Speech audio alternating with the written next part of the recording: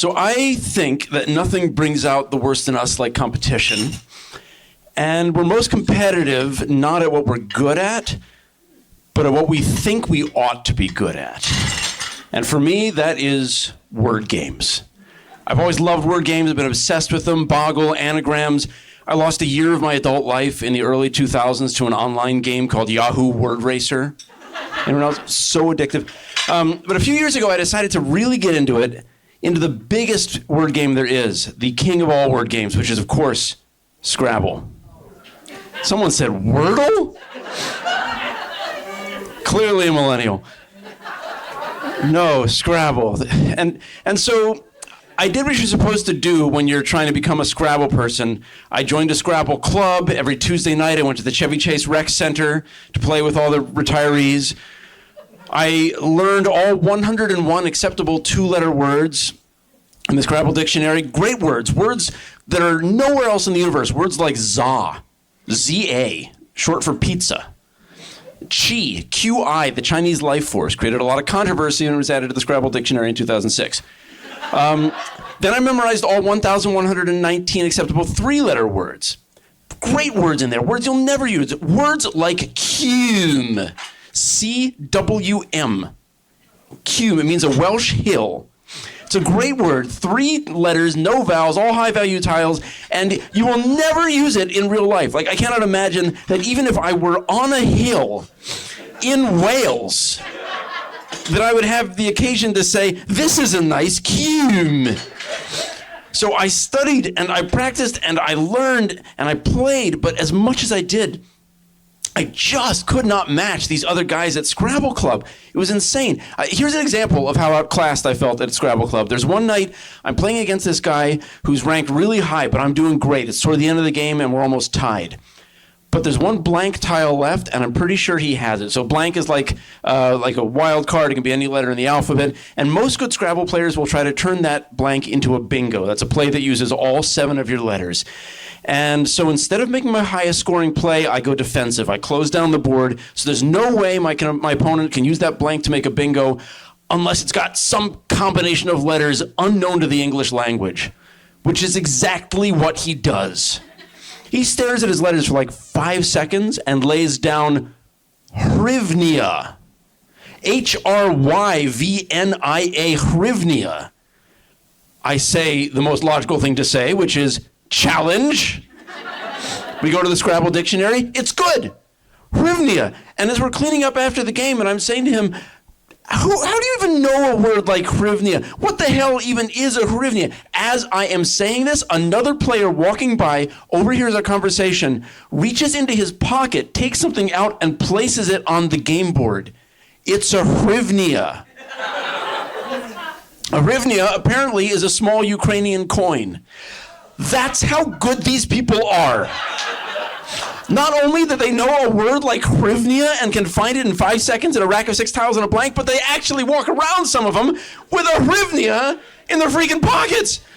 So it is with this feeling of complete inadequacy that I go to a Scrabble tournament.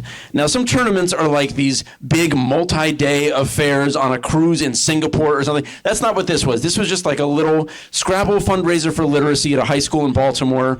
And I thought, okay, I don't know if I'm going to do well at all. Probably not. But the way they judged this competition was that you are ranked based on the spread, the number of points by which you beat your randomly assigned opponents. And as soon as I sit down across from my randomly assigned opponent, I notice that he is 11.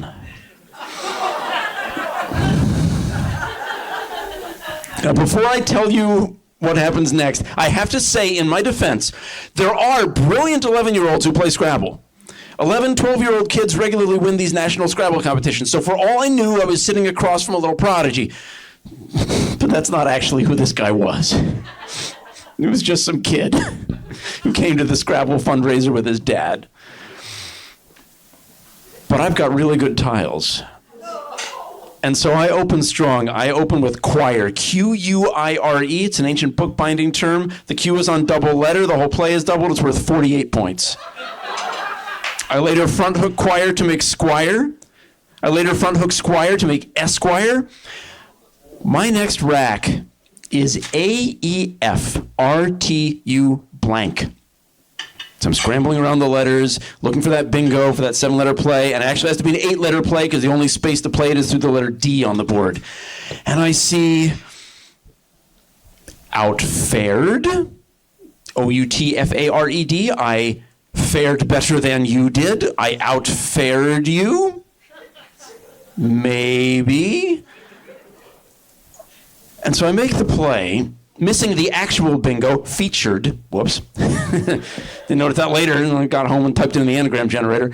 I leave outfared on the board, and I wait for him to challenge. But this kid is in awe of adults. He doesn't think I can do any wrong. And so he just looks at it. He's this little sigh. And he goes on to his next play. And I go up 70 more points. It gets worse. My next rack is BITINGS.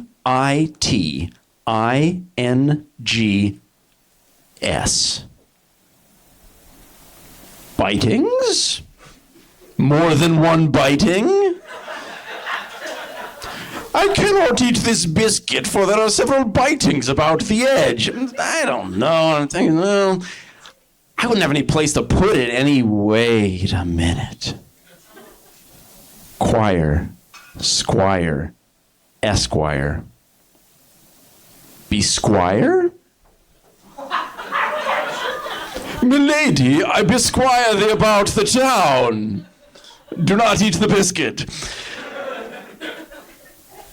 I make the play.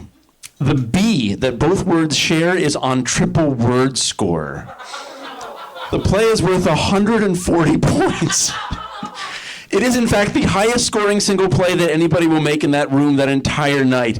I know this because they later awarded a prize for the highest scoring valid play to someone whose play was worth 127 points. And again, any Scrabble player who knows what they're doing would challenge just at the chance that this is wrong. But no, this kid just kind of goes, and he keeps going. By the end of the game, I've beaten him by like 300 or 400 points. I have outfared him. His dad comes over at the end. He says, "How'd you do?" And the kid goes, "Oh, not so good, Dad." And Dad says, "Well, at least you played a good game." And then he looks at the board. He says, outfared, bitings, besquire. Really? I end up winning second place in the entire competition. When they announce my name, I go up and I claim my prize very quietly. I kind of realize I did something I'm not supposed to have done. And after all that, my prize is a t-shirt. And to this day, I have not worn the shirt. And it's not just because of shame over what competitiveness made me do, but it's also for a very simple logistical reason, because the t-shirt turned out quite appropriately to be a children's medium. Thanks.